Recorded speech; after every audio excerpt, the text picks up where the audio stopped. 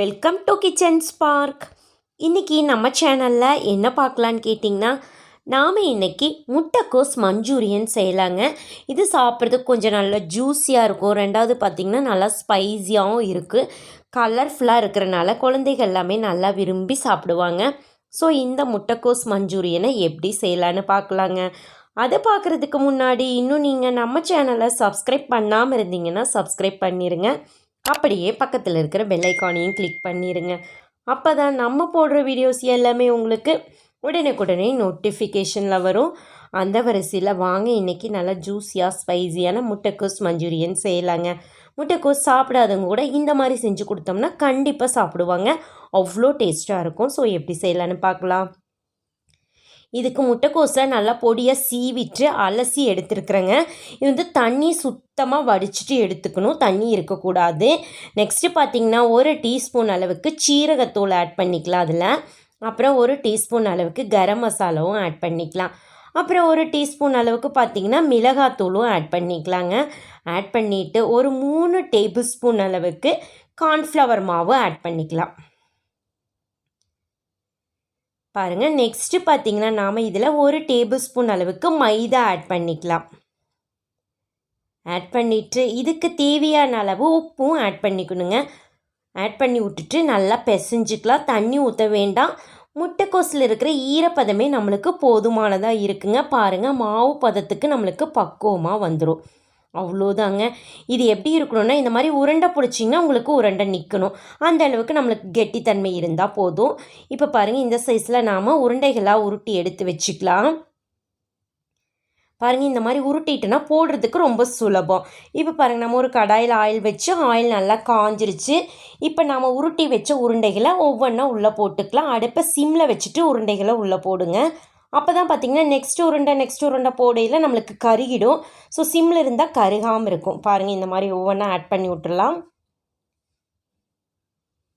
எல்லாம் போட்டதுக்கப்புறமா அடுப்பை நீங்கள் மீடியம் ஃப்ளேமுக்கு மாற்றிக்கலாம். உங்களுக்கு வந்து ரொம்ப ஹை ஃப்ளேமில் வச்சிங்கன்னா கருகிடும் மேலே, ஆனால் உள்ளே இருக்கிற மாவு வேகாமல் போயிடும். ஸோ அதனால் பாருங்கள், மீடியமில் வச்சுட்டு இந்த மாதிரி பொரிச்சிக்கலாம். பாருங்கள், நல்லா ப்ரௌன் கலராக பொரிஞ்சு வந்துருச்சு. இப்போ நம்மளுக்கு மஞ்சூரியன் உருண்டை ரெடி ஆயிடுச்சு. பாருங்கள், ரொம்ப சுலபமாக ரெடி பண்ணியாச்சு. இப்போ நம்ம எடுத்துக்கலாம். இந்த மஞ்சூரியன் உருண்டை பார்த்திங்கன்னா சும்மா சாப்பிட்றதுக்கே ரொம்ப ரொம்ப டேஸ்ட்டாக இருக்குங்க. பாருங்கள், எடுத்துகிட்டு இன்னொரு பேட்ச் இதே மாதிரி நம்ம போட்டுக்கலாம். நீ உருண்டைகளை உருட்டி வச்சுட்டு இந்த மாதிரி டக்கு டக்குன்னு போட்டிங்கன்னா சீக்கிரமாக உங்களுக்கு வேலையாயிடும். பாருங்கள், எல்லாம் போட்டுட்டு ஒரு தடவை 2 தடவை நல்லா திருப்பி விட்டுக்கலாம்.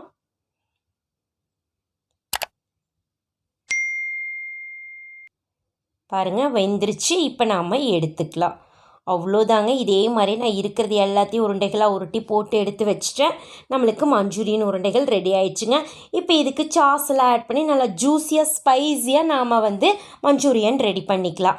பாருங்கள், ஒரு கடாய் வச்சு கடாய் நல்லா காஞ்சதுக்கப்புறமா ஒரு 2 டேபிள் ஸ்பூன் அளவுக்கு ஆயில் போட்டுக்கலாங்க. ஆயில் நல்லா காஞ்சதுக்கப்புறமா இதில் காரத்துக்கேற்ப பார்த்திங்கன்னா ஒரு 4-5 பச்சை மிளகாய் இந்த மாதிரி பொடியாக கட் பண்ணி ஆட் பண்ணிக்கோங்க. உங்களுக்கு எவ்வளோ காரம் வேணுமோ அந்த அளவுக்கு ஆட் பண்ணிக்கலாம். கொஞ்சம் பச்சை மிளகாய் பொரிஞ்சதுக்கு அப்புறமா பார்த்திங்கன்னா ஒரே ஒரு பெரிய வெங்காயம் பொடியாக கட் பண்ணியிருக்கிறேன். அதை இதில் நம்ம ஆட் பண்ணிக்கலாம். பாருங்கள், ஆட் பண்ணிவிட்டு வெங்காயம் நல்லா வதங்கி வரணும். நல்லா பொன்னிறமாக வதங்கட்டுங்க. அது வரைக்கும் நம்ம வெங்காயத்தை நல்லா வதக்கி விட்டுறலாம். பாருங்கள், நல்லா வதங்கி வந்துருச்சு. இப்போ சாஸ் எல்லாம் ஆட் பண்ணிக்கலாம். 1 டேபிள் ஸ்பூன் அளவுக்கு சோயா சாஸ் ஆட் பண்ணிக்கலாங்க. நெக்ஸ்ட்டு 1 டேபிள் ஸ்பூன் அளவுக்கு பார்த்திங்கன்னா சில்லி சாஸை ஆட் பண்ணிக்கலாம். நெக்ஸ்ட்டு பார்த்திங்கன்னா 1 டேபிள் ஸ்பூன் அளவுக்கு டொமேட்டோ கெச்சப் ஆட் பண்ணிக்கலாம். அப்புறம் க்ரீன் சில்லி சாஸும் 1 டேபிள் ஸ்பூன் அளவுக்கு ஆட் பண்ணிக்கலாங்க.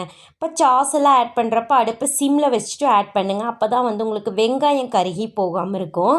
பாருங்கள், இந்த மாதிரி சாஸ் ஆட் பண்ணிவிட்டு லைட்டாக ஒரு மிக்ஸ் கொடுத்துருங்க. அடுப்பு சிம்லேயே இருக்கட்டும்.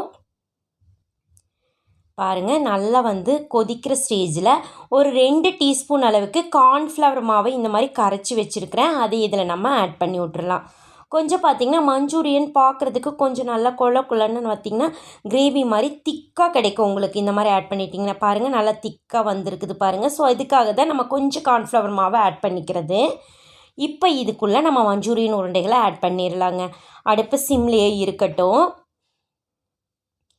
பாருங்கள் நல்லா மிக்ஸ் பண்ணி விட்ருங்க. நல்லா கம கமன் வாசனையோடு இருக்குது. உங்களுக்கு சாஸ் எல்லாம் ஊற்றி இருக்கிறனால இது நல்லா உங்களுக்கு இந்த கிரேவி எல்லாம் நல்லா அப்சர்வ் பண்ணிக்கும். உங்களுக்கு இந்த முட்டைக்கோஸில் இருக்க அந்த மஞ்சூரியன் உருண்டைகள் பாருங்கள் நல்லா அப்சர்வ் பண்ணி ஒன்றும் கூட இல்லை, நல்லா இழுத்துருச்சு பாருங்கள். ஸோ சாப்பிட்றப்ப பார்த்திங்கன்னா நல்லா ஜூஸியாக இருக்கும். உங்களுக்கு மேலே கொஞ்சம் நம்ம வாசனைக்காக கொத்தமல்லி எல்லாம் போட்டுக்கலாங்க. அவ்வளோதான் பாருங்கள். ரொம்ப சிம்பிளாக பார்த்திங்கன்னா நம்மளுக்கு முட்டைக்கோஸ் மஞ்சூரியன் ரெடி பண்ணியாச்சுங்க. சாப்பிட்றதுக்கு ரொம்ப டேஸ்ட்டாக இருக்கும். பாருங்கள் நம்ம ஒரு பவுலில் எடுத்துக்கலாம். ரொம்பவும் சூப்பராக பாருங்கள், பார்த்தோன்னே சாப்பிடோன்னு இருக்குங்க. அவ்வளோ நல்லா கலர்ஃபுல்லாக நல்லா கம கமன் வாசனையோடு ரெடி பண்ணியாச்சுங்க. அவ்வளோதாங்க. ப்ரிப்ரேஷன் பார்த்திங்கன்னா இதுக்கு ரொம்ப கம்மி தானுங்க. ஸோ நீங்களும் ஒரு முறை இந்த மாதிரி முட்டைக்கோஸ் வாங்கிட்டு வந்தீங்கன்னா கண்டிப்பாக ட்ரை பண்ணி பாருங்கள். ட்ரை பண்ணி பார்த்துட்டு எப்படி இருக்குதுன்னு மறக்காமல் கமெண்ட் பண்ணுங்கள். உங்களுக்கு இந்த வீடியோ பிடிச்சிருந்ததுன்னா உங்கள் ஃப்ரெண்ட்ஸுக்கெல்லாம் ஷேர் பண்ணுங்கள், லைக் பண்ணுங்கள். மறக்காமல் கிச்சன் ஸ்போக் சேனலுக்கும் சப்ஸ்கிரைப் பண்ணுங்கள். மீண்டும் சந்திக்கலாங்க நாம் நாளைக்கு இன்னொரு புது ரெசிபியோட. அது வரைக்கும் நன்றி. பாய்.